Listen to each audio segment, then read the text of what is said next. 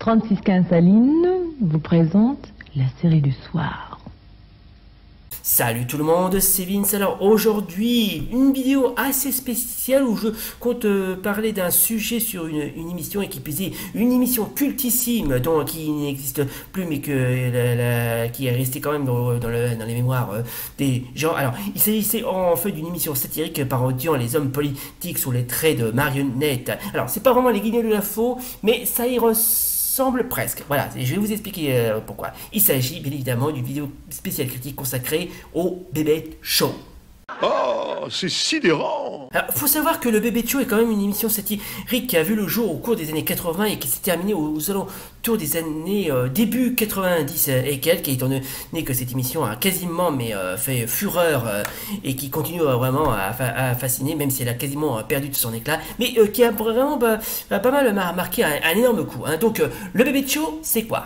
Alors, au commencement, le Bébé Show est une émission de télévision française satirique de marionnettes, d'imitation et de parodie de l'actualité politique française, librement inspirée du Muppet Show de Jim Henson et créée par Jean Madou, Stéphane Collaro et Jean Roccas. L'émission a été diffusée entre le mois d'octobre 1982 et à fin juin 1995 sur TF1.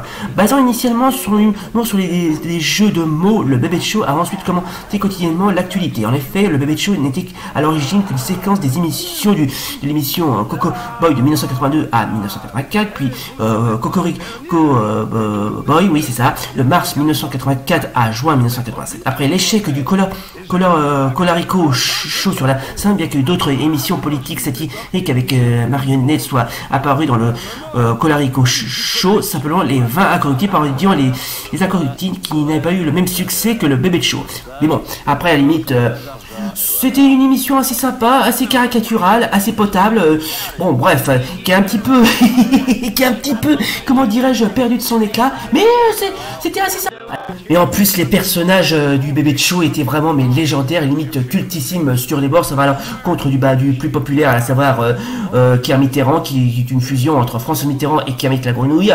Voilà, ensuite on a eu Giscard d'Estaing, Raymond Barre, Jacques Chirac, Georges Marchais, Jean-Marie Le Pen. On a même eu droit à quelques petites, comment dirais-je, apparitions de certains, comme par exemple Nicolas Sarkozy, Charles Pasqua, Jacques Chaban-Delmas, Michel Rocard, Jacques Lang, Henri Krasuki, André Lajoigny, Antoine Wechter, Pierre Juquin, Arlette Laillier, Simone Veil, Laurent Fabius, Bernard Tapie, non, c'est pas des conneries, Pierre Bérégovoy, Édouard Balladur, Philippe Seguin, Alain Juppé, Jacques Toubon, François Léotard, Robert Hue, bref, ils étaient tous là, franchement ils étaient tous là et tout le monde a eu droit à sa part de parodie, si je puis dire. Non mais c'est vrai que... On continue, bordel de moi-même. Franchement, cette émission était vraiment, ce qu'on peut appeler un véritable succès. D'ailleurs, c'est le genre d'émission qui a tout raflé et tout gagné. Et franchement, question gagner quasiment le cœur des gens et qui plus est la mémoire des gens. Hein. Et évidemment, quand on parle de succès, évidemment, je vous garantis pas le nombre de produits dérivés que, comment dirais-je, cette émission a obtenu. Ça va à l'encontre des jeux, des livres, des chansons, des très bonnes chansons. D'ailleurs, ce dit en passant, assez cultissimes que bon, je ne pourrais pas tout vous montrer, mais qui ont quand même marqué les esprits. Hein. Bon, mais bon, c'est bien tout ça, mais bon, ces produits dérivés sont bien, encore faut-il savoir, être un véritable grand fan du Bébé Show. Hein. D'ailleurs, à propos de jeux, alors j'en ai trouvé un en mode jeu vidéo. Enfin, c'est pas vraiment ce qu'on peut appeler une sorte de jeu vidéo, mais plutôt une sorte de démo oui, une sorte de démo qui est présente sur Astrap CPC, où on voit une sorte de cinématique regroupant les dialogues, comme on dirait, du Bébé Show. Mais comme je viens de vous dire, c'est pas un jeu, c'est juste une démo. Hein. Il y a pas de jeu suite, tellement c'est complètement inutile. Bref, c'est vide, c'est juste des bouts de texte avec les persos ouais, c'est nul, hein. Il n'y a pas de jeu dessus, mais complètement inutile. Bon alors, qu'est-ce qu'on fait? On joue ou on joue pas? Oh, c'est à toi. Pas cher, je le sais bien, hein, mais j'hésite. Eh ouais. En tout cas, moi j'ai une tierce. Faites voir. Elle ne vaut rien, monsieur Brun, hein. Moi j'ai un 100. Ce que tu dis n'a aucun sens. Pendant que tu y es, demande-leur comment on dit merde en danois. Oui, merde. Oui, alors comment on dit... Oui, ça se dit setens. Un peu comme Satan, quoi. Eh ben voilà, à cause de quelques milliers de Danois, on est dans la sentence jusqu'au cou. C'est bien ma veine. Pendant que Johnny ne se lasse pas d'avoir 50 ans, Jean-Marie Le Pen perd un procès. Alors c'est scandaleux, n'est-ce pas? Vous vous rendez compte? Un type qui s'est permis de me traiter de fils spirituel d'Hitler. Oh, ta gueule, espèce de connard!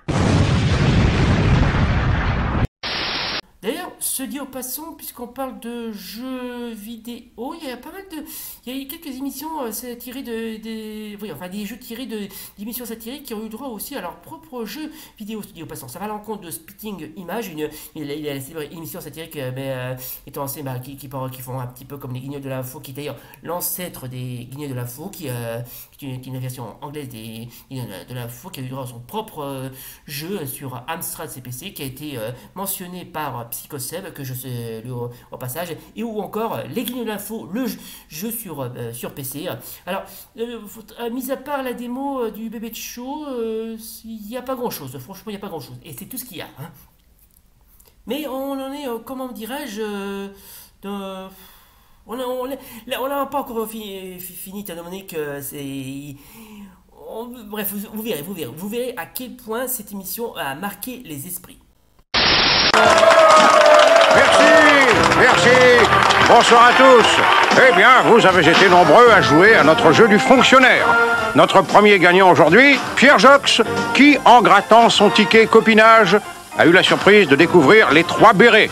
Alors, il n'a pas pu se déplacer lui-même puisqu'il est en train de rendre son pactage du ministère des Armées.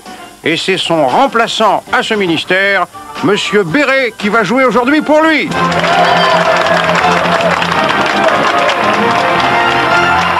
Eh bien, je suis très ému. J'espère qu'il va tomber sur un bon poste. Ce serait une merveilleuse surprise pour lui.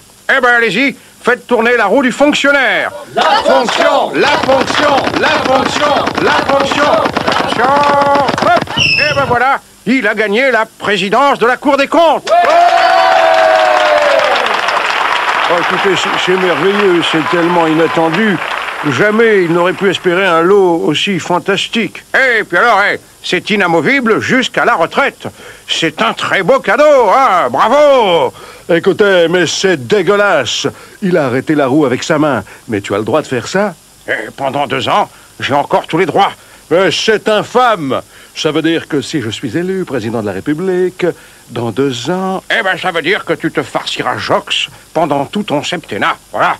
La vengeance de Dieu est éternelle.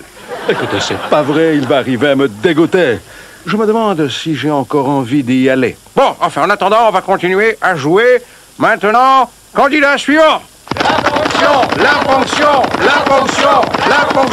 Allez, voici les gagnants. Philippe Marchand, Henri Nallet, Durafour gagne un poste au Conseil d'État. Thierry de Bossé, ambassadeur à Monaco. Ça, c'est un poste très dur, hein. Quel courage il va lui falloir. Et ce n'est pas fini. Olivier Stirn, ambassadeur au Conseil de l'Europe. Hervé Hanoun. Qui c'est celui-là? T'en fais pas, c'est un pote. Sous-gouverneur de la Banque de France. Roger Hanin, administrateur de la Comédie Française.